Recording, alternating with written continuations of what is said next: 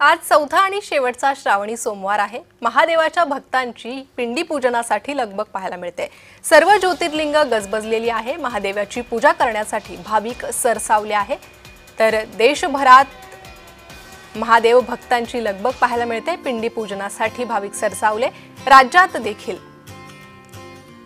ज्योतिर्लिंग गजबजून गेलेले आहे। नाशिक, संभाजीनगर, पुणे, हिंगोली या ठिकाणी मंदिरात गर्दी करण्यात आलेली आहे। नाशिकच्या त्र्यंबकेश्वर मंदिरात, संभाजीनगरच्या कृष्णेश्वर मंदिरात, पुण्यातील भीमाशंकर मंदिरात आणि हिंगोलीच्या औंढा नागनाथ येथे भाविक दर्शनासाठी आणि पूजेसाठी जमलेले आहे।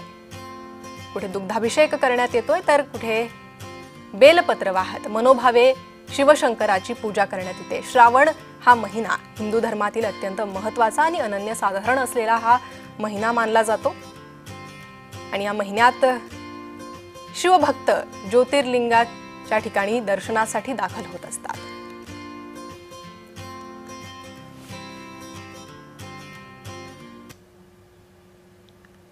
तर राज्यातील ज्योतिर्लिंगाची ही दृश्य आहे।